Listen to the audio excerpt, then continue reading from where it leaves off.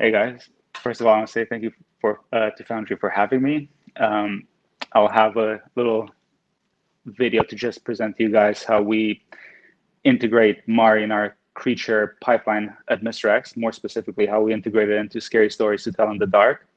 My video is not quite as fancy as the ones that came up. I'm just literally screen recording in Mari and just kind of going over the basics of how do we do it from like the scanning process to bring it into Mari and how it sped up our workflow throughout the years and with each iteration of Mari that came out and how that's sped things up. So just a little quick intro. I've basically been using Mari for the last 9 years. I started as an asset artist at Mr. X, then went to a CG supervisor, now VFX supervisor, but I'm still quite involved in especially the texture look dev process as much as I can. I love it. And yeah, that's basically it. I'll let the presentation basically speak for the rest of it. Thank you.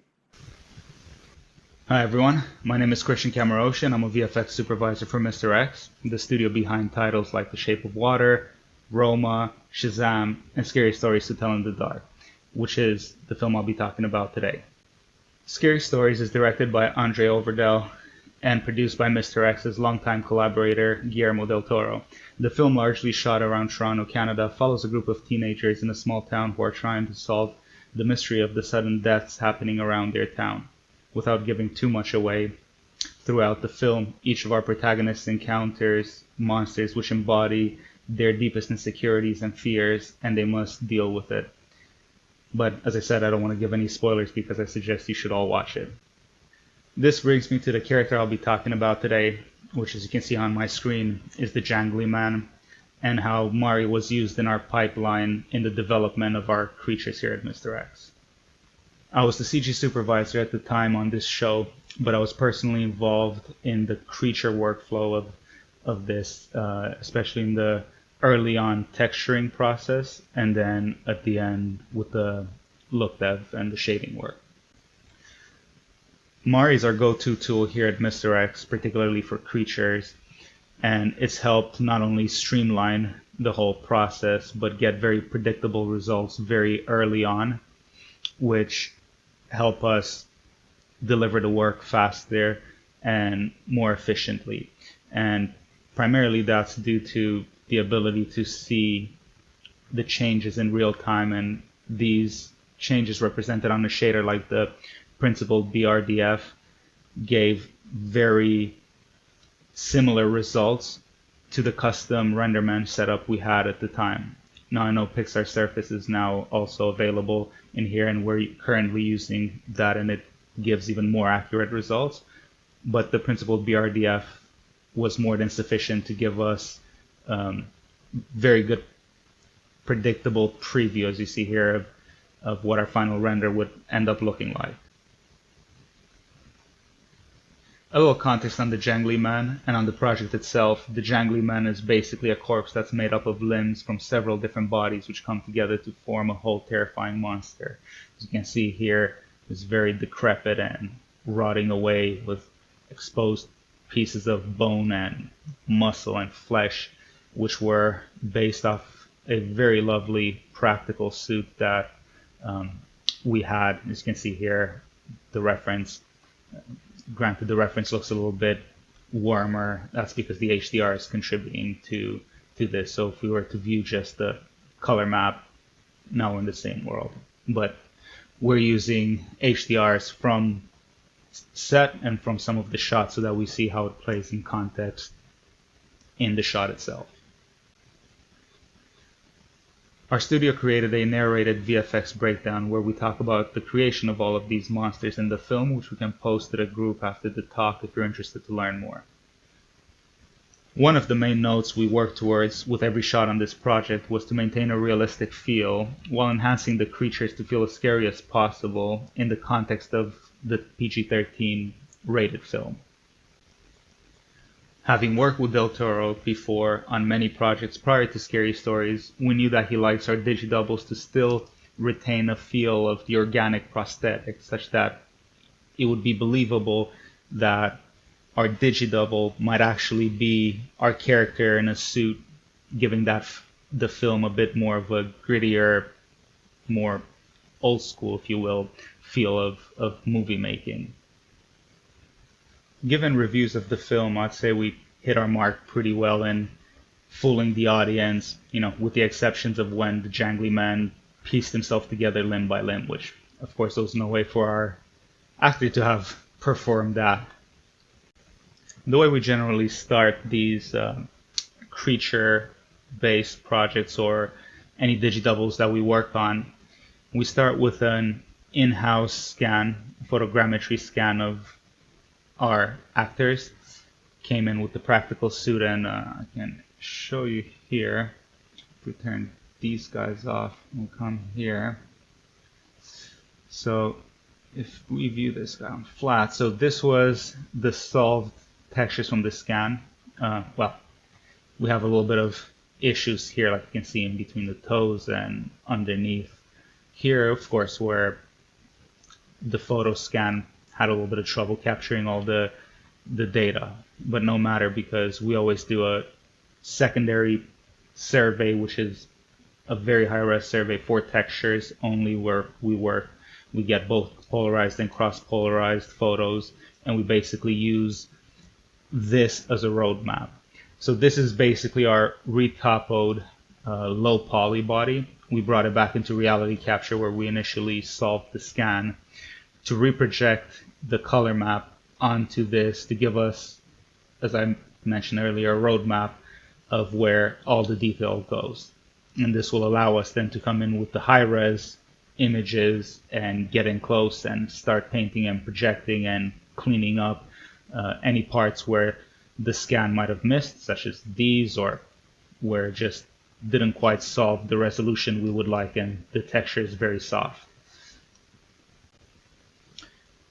And then if we go to our Jangly Man here, start going flat.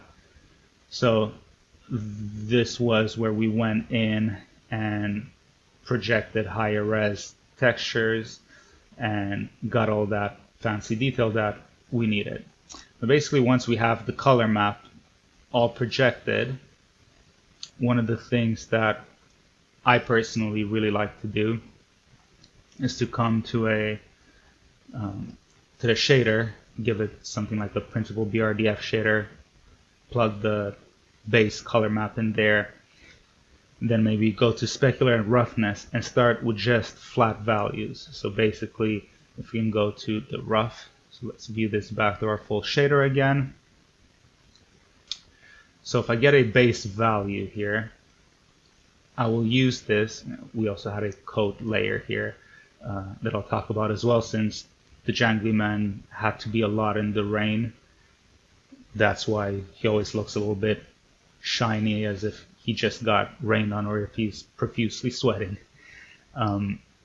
But we'll go in with, let's say, a value where we can fine-tune in real time and see exactly what kind of specular levels, or rather what kind of roughness levels we want in our map, and so on with all of the channels basically. This then allows us to, once we do paint any maps, let's view the current channel here. So once we do paint our roughness maps, which this was a lot of procedural maps in Mari, actually some of the brushes in Mari, like if we go here to, here I just have a flat one for the teeth for the sake of this presentation, but we had actual maps in here as well.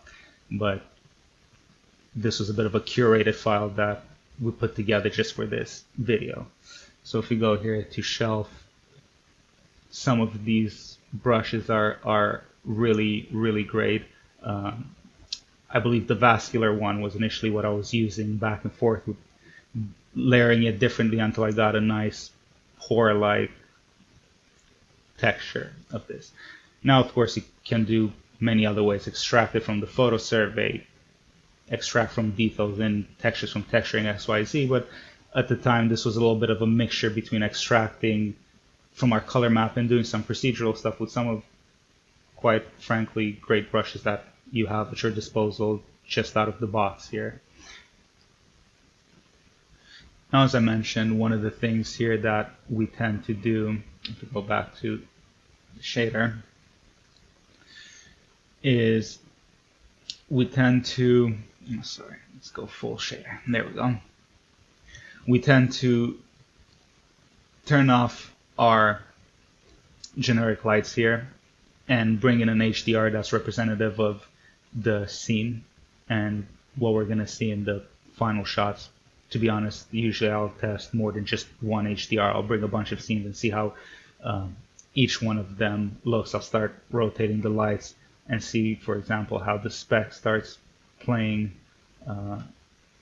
off our character, and start seeing if this is giving me the result I'm expecting or not. So here it is, just the normal spec of the skin without the raindrops that I showed earlier in the coat layer. So if I go back to now my layers, turn on the coat layer, which gives us that more wet look from being rained on. It's just a nice way to visualize it in real time and make sure that, you know, the detail is there in the ballpark where I would expect, and I could predict what I'm going to get in the final render. Of course, you've probably noticed while I was on the channels layer or in the shader layer, there's a lot of other channels that I'm missing here. For example, the mean free path color and depth, and all of our other maps that make up the whole shader. That's because this is basically a curated file that I've done for the presentation, just to kind of give a broad overview of how we use Mari in the creature pipeline. But yeah, this is basically the gist of it. And once we like the results and everything, we export. We plug them into our shader as just initially a plug and play and see how close it gets to what we saw here, and make sure that we don't get anything unexpected. And then we start building the rest of the maps and building that shader up. Mari has made huge advancements over the years, especially over the years that I've been using it for. I remember using the very early versions of Mari where we didn't have these shaders that were representative of what we might see in our render engines. And you know, we paint the maps, then export the maps, take them to our render engine, build a shader, render, see what works, what doesn't work, go back, try to adjust those maps again, export them back out, bring them back to the shader. And it was so much back and forth that it just made this makes the process a lot more streamlined and quick when you can view it in real time, such as this. And yeah, that's basically the gist of how we use Mari here in our creature pipeline. And Mr. X, feel free to ask me any questions once we open up for Q&A, and thanks for having me.